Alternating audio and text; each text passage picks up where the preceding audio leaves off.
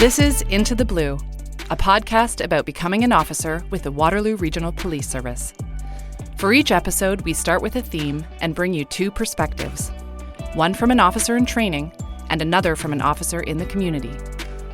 In this episode, it's all about combining the hands-on skills with academic knowledge and putting it to work. I'll welcome back our digital content coordinator, Mark. Hi, Mark. Hey, Rachel. Thanks for having me back. So what do we have planned for this episode? So in this episode, we're going to check back in with Elias at the Ontario Police College as he takes on scenario-based training. And then we're going to join Amanda as we follow her on a call from start to finish. So with that, let's take a short drive back down to the Ontario Police College and check in with Elias. Have you found that vehicle yet? On this trip to the college, I visited on a day when the recruits were going through what we call scenario-based training. The scenarios can range from anything like enforcing trespassing to traffic stops and more complicated calls like intimate partner violence and hate-motivated crimes. I bet you're familiar with this type of training. Yeah, we have to do, we call them judgement scenarios every year in our use of force training. So definitely familiar with this. Been doing it for the last 17, 18 years. No kidding. So this stuff has definitely been probably a staple in your career. And I imagine it's been a staple since the very first few lessons at the Ontario Police College. Today, it still continues to play a big part in training at the college. 10-4-1, and you need a backup? Mock incidents at OPC are basically situations of or examples of different calls for service that you could be responding to. However, it's in a controlled environment, and there are sometimes actors that are hired to come and play certain roles to challenge officers to think, put in the training in which they had just completed in terms of academics. So, for example, if you're learning something about the Cannabis Act, then this scenario will have some sort of cannabis in it, and they want to see you apply what you learned in the classroom in this practical environment-controlled situation. To help build a sense of realism, the college has created actually a small fake town. It's a whole street of businesses and houses meant to mimic a real town. The streets have names, signs, and numbers, and real-looking businesses. The businesses just aren't facades either. Once you enter that front door, you might find yourself in a fairly believable apartment or a bank or a convenience store. Can you attend Unit B at 123 Main Street? It's actually just inside the carport. The only odd thing that I noticed is that when you look up just above your eye line, say in the mock restaurant, where the ceiling is supposed to be, there's actually a catwalk that kind of surrounds the whole room for extra observers. So there's balconies above each of the rooms, so people can actually stand there, the other classmates, and they can look down on you watching this scenario unfold, in which it's really nerve-wracking for some people. With 500 students at the college, there really isn't enough time for everyone to do every single scenario. So observing is an efficient way for the whole class to kind of make use of that learning. One of Elias' scenarios started when he was dispatched to a mock convenience store. So the store, it was a convenience store, and it's honestly, conveniently enough, laid out as a convenience store. Literally, they have magazines, they have snack boxes in there, they have fridges with actual drinks in them. Is that design important to put you in that situation? Absolutely, yeah. There's it's really good to make it realistic because it takes you out of that OPC environment and it makes you think that, wow, I am in this situation. What can I do? Yes, you have your classmates above. You honestly can't even realize they're above you just because you're so thinking about everything and you want to do good. So generally the recruits in the scenario will be starting someplace else, like up the street or around the corner, and they'll be given dispatch instructions over their actual radios and their duty belts. Generally, as they approach the scene, the actors are already planning out an in-progress situation. Toyota, or what is it? A Saturn. He left like 2 minutes ago. Black Saturn? So they give you the information over the radio, what you're showing up to. And once again, radio information is very limited for every call you go to. So the one I went in was a store owner who arrested a female because she was trespassed at that location. But because that convenience store was convenient for her, because due to short distance to her house, she attended again. We had to really think about it to try to go, okay, is this the criminal side of the house or the trespass side? And you really had to really think on the spot about what you learned, seeing their reactions as well. So if you're like, you say something and, they give the side look, it's like, okay, I'm on the wrong path, steer here. So how many black Saturns might there be around? Could be a lot. Could be a lot, right?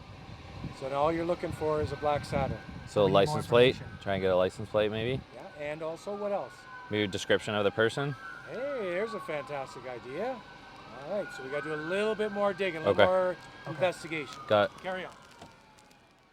You have to remember that this is a learning environment, and you are talking to recruits who maybe never had to deal with this kind of in-your-face conflict before. And now they need to take what they learned about how to theoretically solve conflict and put it into practice. There's no notes for reference. It's all done with the knowledge that you bring in with you. And at the end of the day, you're also being evaluated. And at the end of this scenario, there's a mass discussions with the classmates above, with us, with the actors on what can be done better and provide tips. Okay.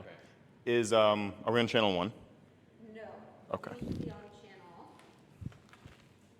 Since the officers rotate through the scenarios, it was hard to get to the college at an exact time when Elias was going through some of the more complicated situations. Thankfully, some of his classmates were more than happy to let me follow through on some of their scenarios on one of my visits. Property damage, you're going to see Trey Leslie there. Here you can hear as the officers are being dispatched, the information you hear is the only information they receive, very similar to what someone in the community would receive being dispatched in real life. I think I was surprised to learn how little information they started with. Would you say that's typical for a real life call? Yeah, for sure. Especially if it's a priority call, the information is kind of trickling in as you're, responding to the call. And because if it's a priority, you don't have time to maybe read through the call or do some niche checks or something, that you really are just relying on the information being kind of dispatched to you at the time. How good is that information generally? You can't always trust it. I learned that very quickly. Perfect. So you're kind of taking it all with a grain of salt Yes. as you're working through the call. And I think that's exactly what I saw that they were learning. They were getting kind of some incorrect information, some right information, and they had to work through that in kind of a fake scenario. So Rafi, Rafi? my friend. I haven't seen him in forever. Okay. Oh, So what are your concerns with Rafi? Who is he to you? Is it a family member? he's a friend of mine. He's He's a been friend? missing forever. He's been missing. Days. in this scenario, Okay, so do you have any officers concerns right up front? Does he stumbled have any across mental a health car issues? with some offensive language on the side. No? Through their investigation, they found quite a few different layers, including concerns about a missing person, a potential hate crime, and an aggravated person who called initially. So one of my favorite features of this scenario actually was meant to see if the officer would get distracted for a less important call. In this case, it was an incoming call for a noise complaint about a barking dog across the street. Sure, call down the street for a barking dog complaint. You guys available to go to that instead? In some cases, instructors might step in and give guidance to anyone who needs it. It really becomes kind of a collaborative approach as they try to get the student to wrestle with that academic knowledge and apply it in a truly physical situation. What if it starts raining and we're not in a Try to preserve it. I could just take photos on my work phone. It's safe to say that generally no one Attempt it if is you solving could. situations perfectly right away. Everyone had something to learn. For Elias and many other students, these scenarios left an impression on him. He told me about one mock situation that really stuck with him. At OPC, it's important to understand that sometimes the actors are students themselves as well. For this particular situation, I was an actor, and this was an actual hired actress, and she's been there for years and years and years at OPC. I was her friend that I'm the complainant. I'm the one that called in because she's been acting strange lately. She's just staying over at my house, and then officers responded. At one point, she didn't want to come out of the room. Then she became cooperative. She was talking with the officers, but then she looks thinking there's birds around her. What was very unique about that situation was you see the different ways a situation can unfold right in front of you. You can see how her emotions also was delivering in that scenario, which kind of made the officers even more nerve-wracking. But you can tell she was in it, it's in it. I think that's one of the most important calls for me that really opened up my eyes.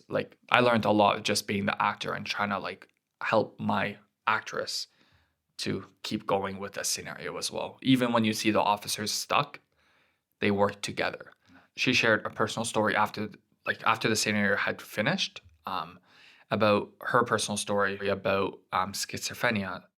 So we lightly touched on the importance of learning during OPC, that knowledge foundation you need to set yourself up to be a successful police officer. You can really start to see some of the skills a person needs to have coming into this job. These scenarios really lay bare some of those skills we're looking for, including information seeking, some problem solving, communication, self-control, and relationship building. So as recruiters, where are you looking to see if an applicant has these skills? Where's that come up in the process? So it really starts, right from the written assessment into the interviews. So the interviews especially are very competency based. So, even those couple of things you just mentioned, problem solving, communication, self-control, those are all competencies that we look for. So we want to hear specific examples from each applicant, demonstrating those exact competencies in situations they've been involved in. Yeah, it makes a ton of sense. You're kind of screening ahead of time, knowing the situations that they're going into. Experiencing it in the learning environment is one thing, but it's more important to be able to take these skills and apply them in real life. But if you know one thing for sure about the next call, it definitely won't be the same as the last. While Elias was down learning at the college, back in our region, Amanda has continued to take calls on the road. So we will check in with her after a short break.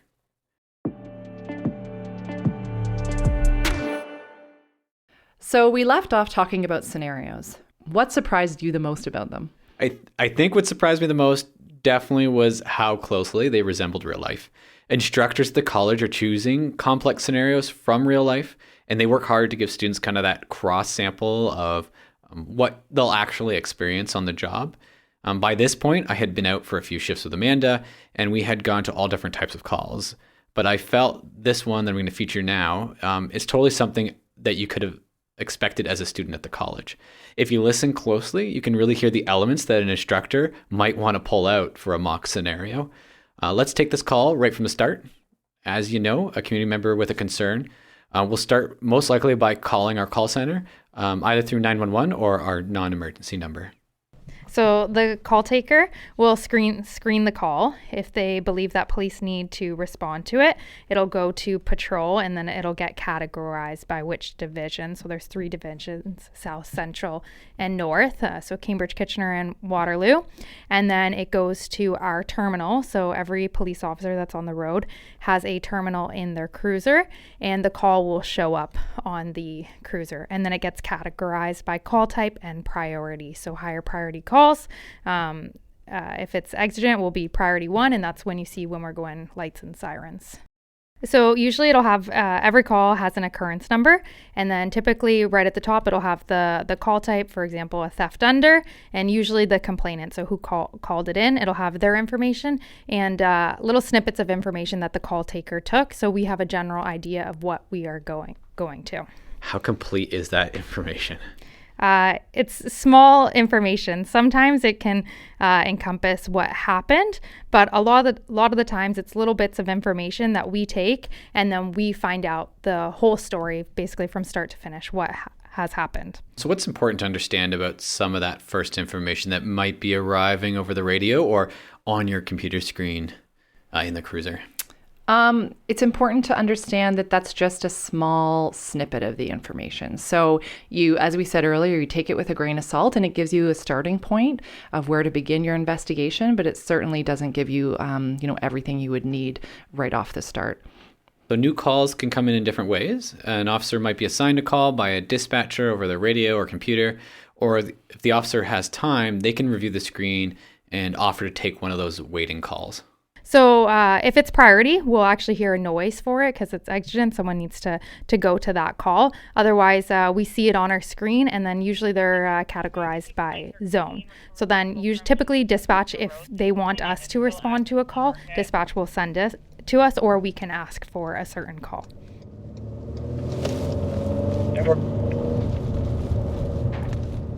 I rode with Amanda on a Friday evening, and sometime around 7 p.m., she was dispatched to a call where someone had called in to say that a man was making threats to staff at a business. So we don't know the identity of the male, but we do have a description. So hopefully when we get there, he'll be there and we'll be able to identify him and get him moved along so that staff are safe. and then investigate if the staff want charges laid in regards to the threats. Rachel, what kind of things do you think you're considering on the way to that call? What do you do to try to maybe get some more information? Like, what's going through your mind? So it really depends on the call. If it's a priority call, you're not stopping to read stuff on the terminal, really. You're listening to the dispatcher. You're thinking of kind of all the different scenarios that could play out once you get there. You're thinking about, how many officers are going, where you might want to position yourself, what the priority is once you get there. Just thinking of anything that might come up so that you're kind of prepared for it. If it's not a priority call, then you have a lot more time. So even before you start, traveling to that call, you might read through the whole call. You might do some niche checks, look into the background of some, different people involved to just so you have a lot more information going into that call. But that's very different than a priority call. And then do you know every single law, like when you're walking into these things, or what? Every single law? Yeah, I wish I could say that I knew every single law, but no, we don't know everything. But with that being said, we are able to look things up. And typically when you could slow things down, you have the time to maybe look something up in the criminal code or phone someone. So we weren't too far away, and we arrived on the scene within a few minutes. The scene was surprisingly calm. The only real confusion was as people tried to enter the business that had temporarily closed to deal with the issue.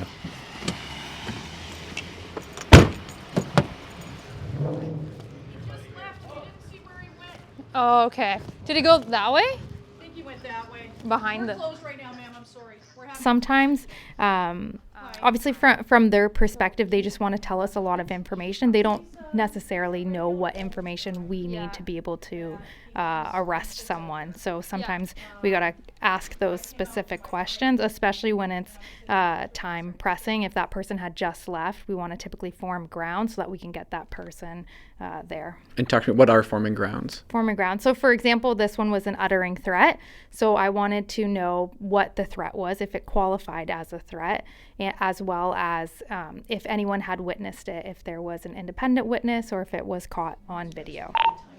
I'm 10-7, the subject's GOA. So why are those pieces of information that Amanda was trying to get so important? Well, there's certain things that we have to prove if we're going to lay a charge on a subject. So, one of the things is identity, when it happened, where it happened, kind of that who, where, what, when, why. When it comes to the actual threat, to utter a threat, it has to be specifically directed towards a person to cause some harm. So sometimes people interpret different statements as threats, but under the criminal code, they wouldn't be actually distinguished as a threat. So those things are important because if you're going to lay a charge against someone, you have to have all the pieces kind of ready so that when it goes to court, you have a chance for there to be a conviction. Totally makes sense. And in this situation, that definitely, it met that threshold. So at this point, the business owner had some understanding of the direction of the mail we were looking for, and we headed out through the back of the business to see if he was still around. Almost immediately, we ran into a person. How's it going? Do you know where your buddy went? It turns out he wasn't the person we were looking for, but a few seconds later, we received word from a second arriving backup officer on the other end of the parking lot. 10-4, I'll come join you. Yeah, so when I got there, I spoke with the complainant and got a description, and I voiced it over the air, and my backup officer, he got there, and luckily he was checking the area and found the guy still on the property in the parking lot. What kind of things are going through your mind as you're kind of walking up to this? Yeah, so 100% what you just said. Description, is this the right person? I'm usually assessing, especially if we don't have a photo or a name, how are we going to confirm that this is the person? So I'm typically looking at clothing to make sure that it is the same person. And sometimes they'll tell you outright that, yeah, they may not admit to threatening or anything, but saying that they were there in that location. So you mind just dropping your stuff for us? I'm arresting you for uttering threats. It is my duty to inform you that you have the right to retain and instruct. Initially, he was calm, but typically in situations like this, sometimes people aren't very happy to be arrested, and his demeanor completely changed, and he was very upset and uncooperative. Talk to me a bit about, that's a difficult situation. I think any single person, regardless how big, small you are, that's tough to deal with. Talk to me about the importance of teamwork. Yeah. in a situation like that? Yeah, so that's really important as well. Like typically if we are arresting someone, we want to arrest someone in pair just for officer safety, but we don't always have the ability to do that. But luckily I had someone else there so that he was safe, I was safe, and as well as the other officer. And then if needed, we can always call for more officers in that situation. Trespass fine for here. Yeah.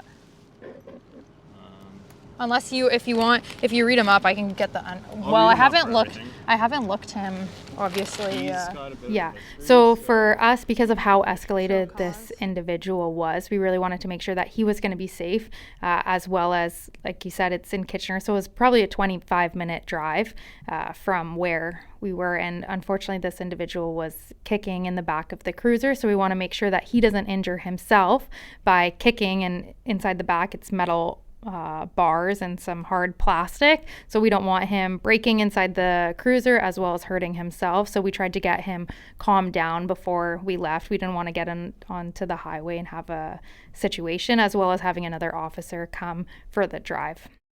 Leaving the scene, the officers had de-escalated this person to the point where he was actually pretty calm and cordial all the way to the jail cells. I think they worked to keep him away from topics that triggered him and to keep him focused on things that he wanted to talk about. Once we got to cells, he was handed off to the staff there, and we made our way back to Cambridge. So when we got there, I spoke with staff, and they advised that the subject had threatened him, and I formed grounds based on what multiple staff members had told us. So we looked for the subject, located the subject, and he was arrested for uttering threats. After he was arrested, his rights to counsel and caution were read if he wanted to speak to a lawyer, and he was show cause, which means he was transported to cells. So I brought the subject up to cells, and he was held to see a judge in the morning. And now all the paperwork and the package has to be completed. So now I'm going back to South Division to do the show cause package so that I can go to court in the morning. So Rachel, talk to me a bit about notes. In a situation like this, how important are they, especially when that court case may not come up for quite a while? I think in any situation, notes are very important, even if you're not laying a charge for something. Court does take a while to get to a trial if you're going to be testifying. So, I don't think anybody could remember all the very specific details of an incident, 2-3 years or however long it is later. So you really, really rely on your notes when it comes to trial to be, reviewing them to refresh your memory for that incident, because sometimes those small little details are something that the case could ride on. So you want to make sure that your notes are very detailed. So typically you have to review your notes. A lot of times it's not till a year later. So you go back, refresh your memory, and then you go to court on the day of the court date. So typically what you're doing is you're identifying yourself, you're explaining that you have your notes and independent recollection, and usually they're asking you like specific questions about it. How hard is it to recall that information? It can be difficult to recall, especially if it's like 2 years later.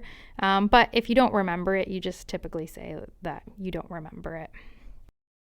So, Rachel, do you think that this call kind of reflected it's uttering threats call, reflected kind of a typical call someone might see on the road? Yeah, it seemed like a pretty typical call. Yeah, in terms of complexity. Some maybe are a little bit shorter. Some are definitely probably more complex, but yeah, day-to-day. This was a pretty typical like business call, whether it's somebody stole something and left or they threatened somebody and left. You have to find the person, identify them, figure out if there's grounds to arrest somebody, and then continue on with the investigation. It was a pretty typical call. Perfect.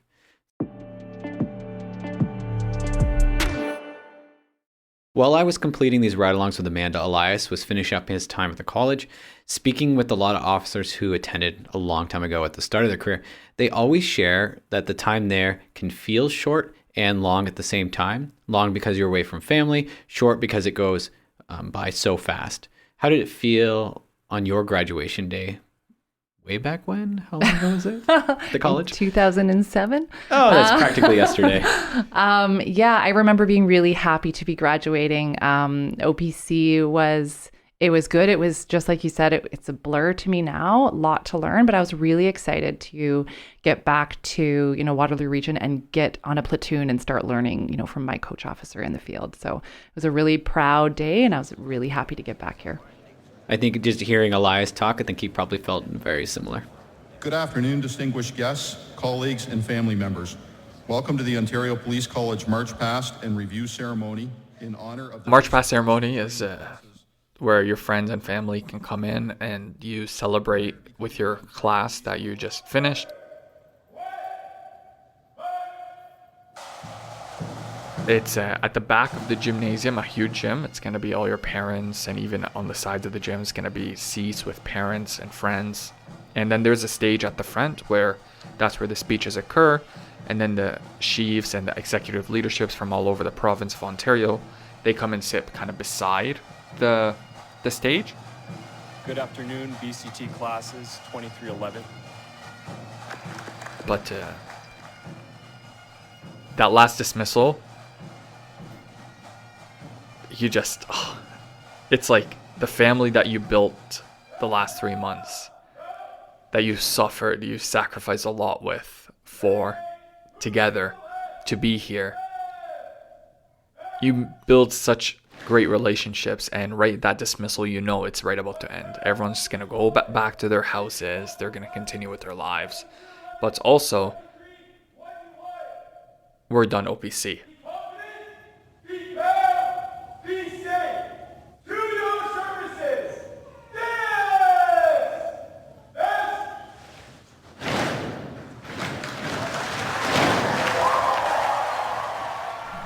How do you think your mom felt? No, she was proud. I've always wanted to be a police officer ever since I was a kid. My uncle had an interest at one point, but then he ended up becoming a teacher. So they both know as well I've always wanted to be a police officer, and that's why I selected them both. I think they were very proud, and she had a tear in her eye and stuff. And she even got me flowers. How nice was that? The flowers were starting to melt themselves in that exhausting heat. But do you think she'll worry about you at all? Out on the road? Yeah. Oh, of course. Yeah. It's every family does, right? Especially if they know you're in emergency services. Anything can happen that day, but that's why you say I love you and you leave, right? So, yeah. So for me, I know she's worried, but you do what you can to be safe, and that's why we do all this training to ensure officer safety. Because at the end of the day, everyone wants to go back home at the end of their shifts, and rightfully so. That concludes today's ceremonies. Have a safe and enjoyable remainder of the day. Ceci complète notre cérémonie. Merci et bon voyage à retour. I think when you see officers portrayed on TV or in the movies, it's easy to forget all of the support needed to make that one person you see successful. Whether it's the preparation down at the college, your teammates on your platoon, or your family outside of work. Being a police officer is really a full life experience. Takes a lot of support from those around you. Yeah, I would definitely agree. You need the support of your family and your friends and your coworkers as well. We become like a second family, and you can't do it on your own. I think you might get into trouble if you try and just do it all on your own. You just really need everybody around you. It's not an easy job. So to have those outlets and people to talk to about it, just to kind of support you along the way is really important.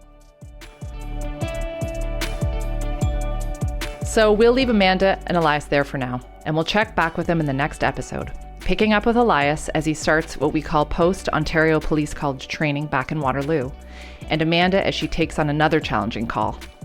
Mark, thanks for joining me. I'm really looking forward to what's coming up next. Thanks very much.